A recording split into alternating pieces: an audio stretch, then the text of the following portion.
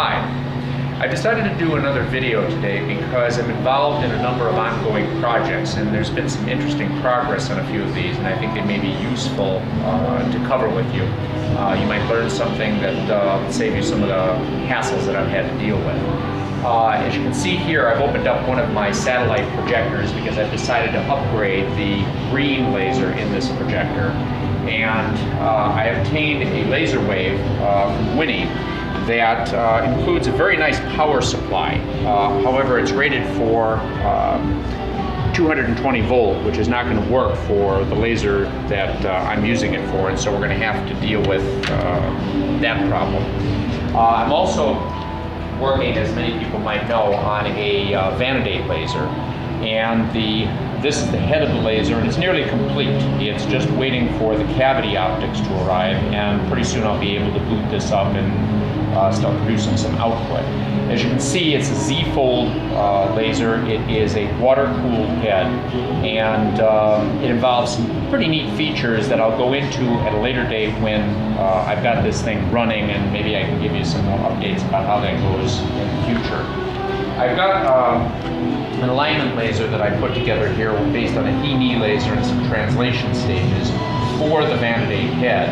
And the only thing that is sort of interesting here is I've decided to set this up on a separate breadboard because the 2600 volts that powers this laser made me a little hinky about trying to use that kind of a power supply in close proximity to the IR diodes.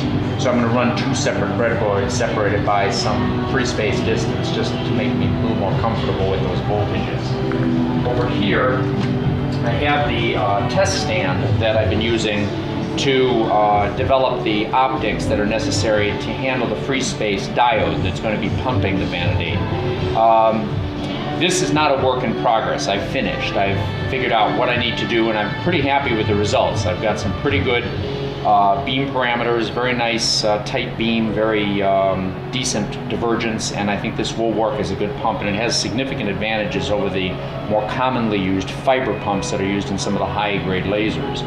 You'll also notice that it has to be done with a video camera. All of this is invisible to the naked eye, and so you have to use video in order to be able to deal with it, but nevertheless it can still burn your eyes, and so it's an interesting combination of you can't see. What you can't see can hurt you. These projects are ongoing and slowly developing, but they're tedious. They take a lot of time, and I've gotten the motivation to do something a little bit interesting sort of as a break from this project, and so I've decided to revisit the diode cooling project that I had investigated a couple of months ago and carry it a little bit further, and so that's what the main purpose of this video is about. About 3 or 4 months ago, some of you may have remembered that I did a video based on a Mitsubishi G71 diode that I had cooled using a lab chiller and a powerful 400 watt TEC that brought the temperature of the diode when operating to about minus 25 degrees centigrade.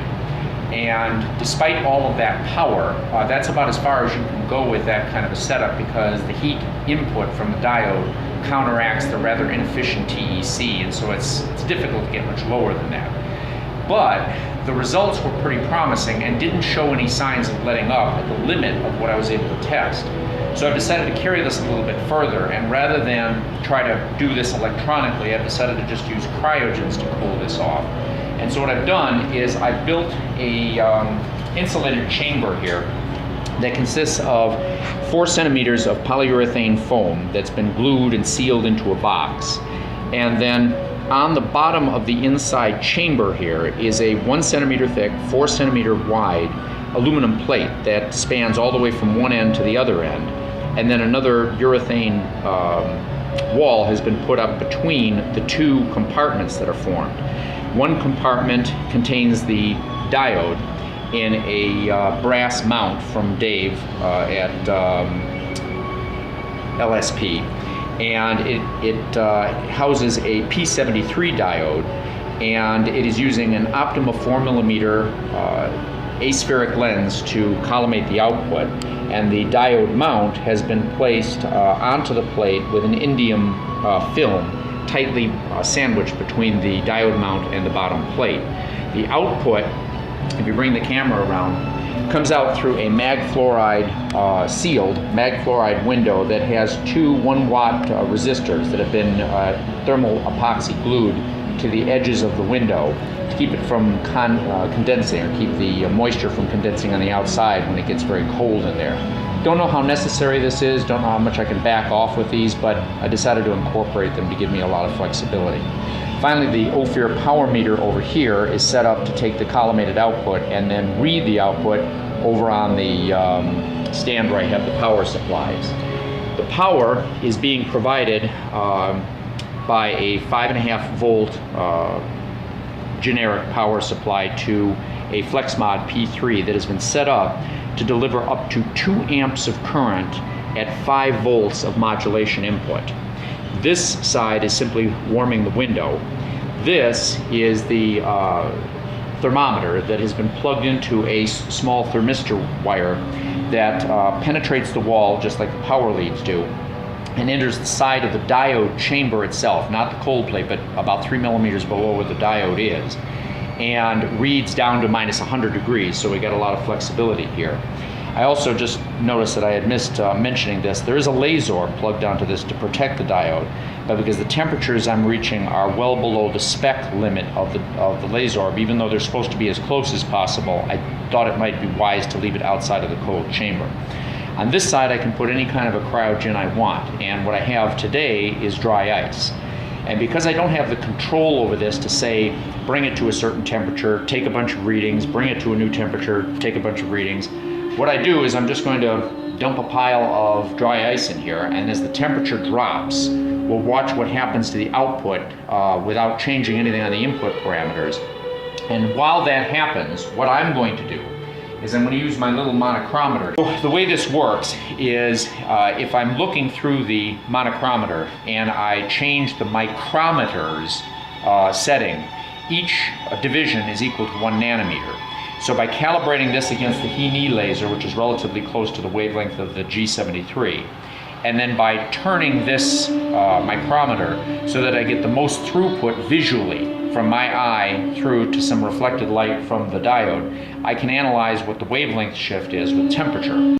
So if that's pretty much the review. So what I'm going to do is I'm going to start by setting this up. I'm going to turn on the window heater to about 10 volts, which seemed to produce kind of a nice warm surface to my touch when I tried setting this up. And then what I'm going to do is I'm going to set up the modulation to the laser to 1 volt. So therefore I'll be putting 400 milliamps into the diode at room temperature, which is 21.2 degrees centigrade, if you can see that.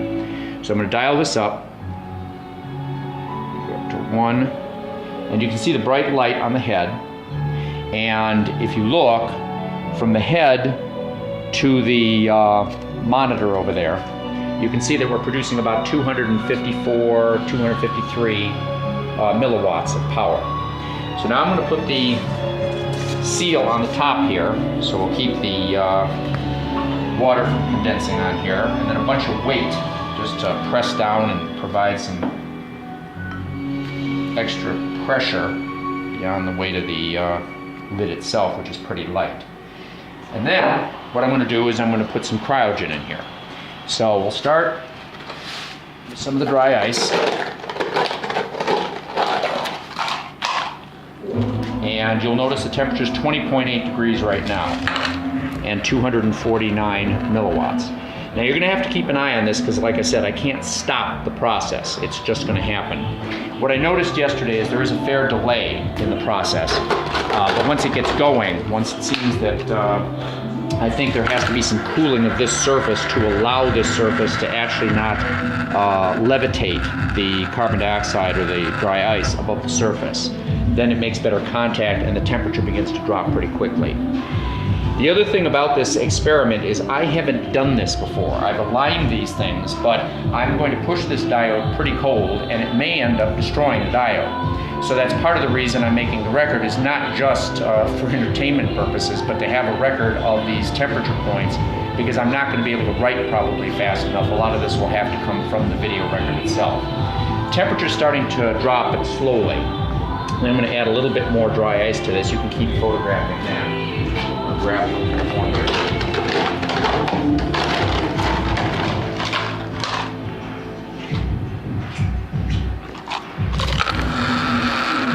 As an incidental, what I did is I noticed the wavelength of the laser at room temperature is really right at spec. It is 638 nanometers. And that's the power saving. It's 638 nanometers, and what I'll do is I'll check it about every 10 or 15 degrees. We'll see what happens.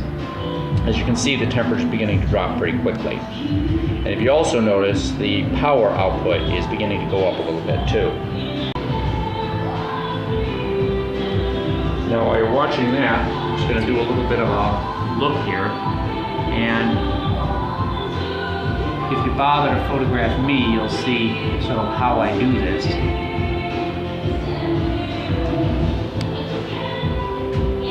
But basically I just look at it and tweak the micrometer. One thing that keeps you honest here is you don't look at the micrometer until you're satisfied that you've got the best point. And right now it has dropped 3 nanometers. So the output is now 635 nanometers at a temperature of -5 degrees. The output has gone up significantly too.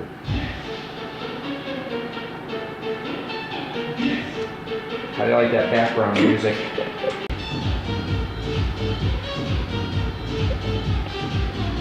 I'm going to take another look at the wavelength.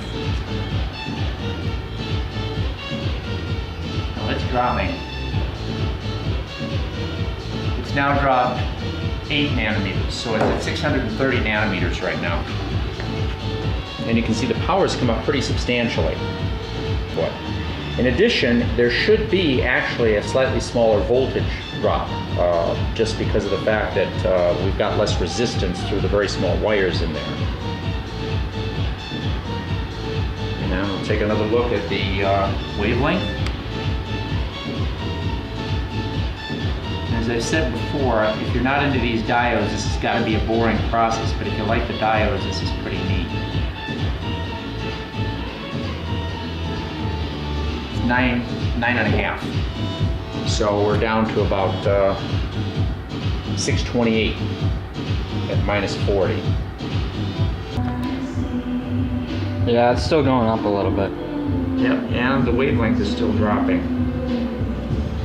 Wow. Okay, so we're 11, so we're at 627 nanometers. Now, another interesting part of this is there's a program of the U.S. government with DARPA called SHEDS, which is an attempt to try to get the diodes that are going to be used for weapons systems to operate at above 80% efficiency. And part of the reason is that diodes, unlike say a gas laser, dump a significant amount of their heat load in their optical output. And when you get over the 50% range, it becomes significant because every additional incremental increase is a substantial fraction of the heat load that has to be dumped out of these things. So as we're lowering the temperature here, we're probably also lowering the amount of heat that has to be removed because more of the heat is actually coming out in the form of optical output. So in addition to a lower voltage head, I'm going to have to check that. But we also may just have a lower thermal requirement, and therefore the amount of cooling load on the cryogen, wherever that ends up being, is going to be reduced. Now it can only get about 8 degrees cooler, unless my monitor isn't calibrated. It should only get to about -78. But knock on wood, so far, nothing's blown up. And I was sort of afraid that at this temperature the epoxies would crack, or there would be some thermal disequilibrium, something that would cause the laser to fracture, and it isn't. Now I'll find out if my Apollo is accurate, because it shouldn't go below 78. It looks like it's going to. There may be some error in this.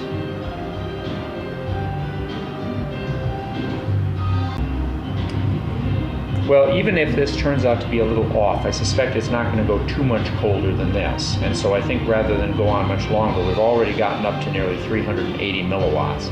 I'm going to increase the current, and we'll see what happens both in wavelength and power. Right now, I'm at 400 milliamps, and so I'm going to go up to 600 milliamps, so 1.5 volts.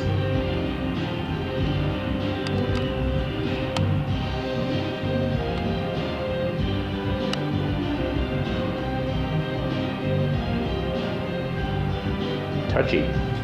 Okay, so the output now is at 642, 643. So we're actually getting more than a watt per amp at this point. I'm going to now go to 800.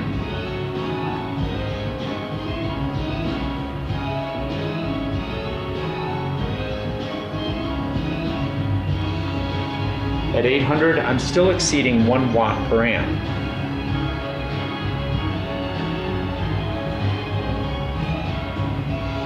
And either I've got super duper dry ice or my Apollo's kind of messed up here. So we're going to go up to 1 amp. Just to note, the power supply is actually conservatively rated. At 5, it actually will only deliver 1.95 amp. So we're at 1.045 watts at 1 amp.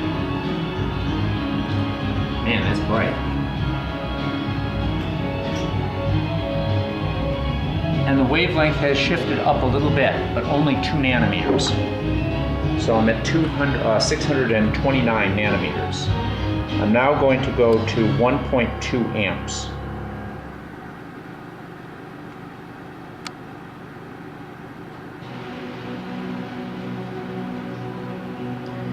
I'm now at 1.2 amps and I'm still maintaining a linear relationship of over a watt per amp.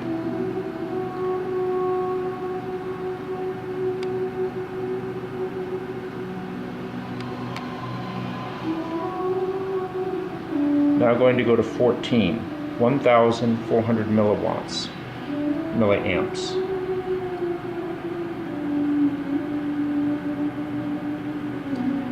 And we're still linear.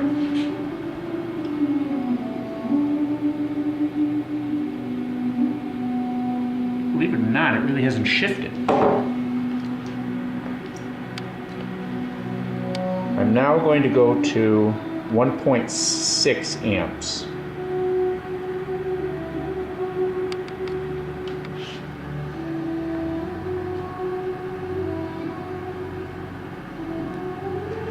This is 1.6 amps, and again, we're still linear. I'm not looking to destroy the diode, but what I am looking at is that if the diode's output begins to show a rolling off, that seems to happen before these diodes go kaput. And so as long as I'm staying above linear, I'm not too concerned that that's going to happen unless something catastrophic happens to the facet. I'm going to dial this up now to 4.2, and I'm just going to let somebody else try to figure out what that represents. 1600 and 80, and we're looking pretty linear. But actually, maybe we are beginning to taper a little bit. We're just slightly less. We're exactly at 1 amp. And again, another nanometer. So we're actually at just below 638. 630. We're still 8 nanometers shy. I'm going to go to 4.5, which is 1800, 1.8 amps.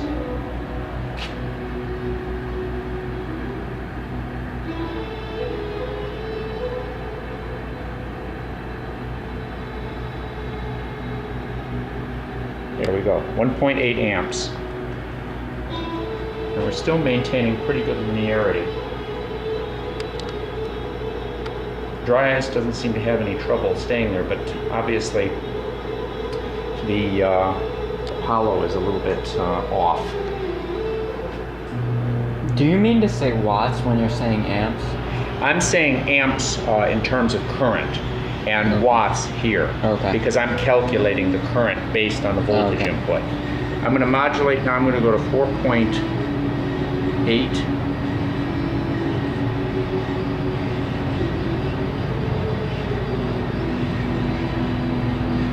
And 4.8. I think we're beginning to see a rolling off here.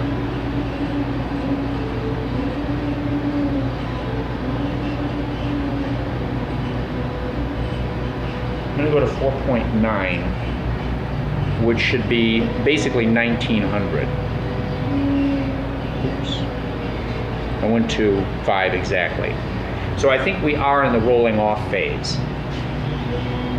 At this point, I'm putting in 1,950 milliamps, and I'm getting 1,913 milliwatts, which is just beginning to show rolling off.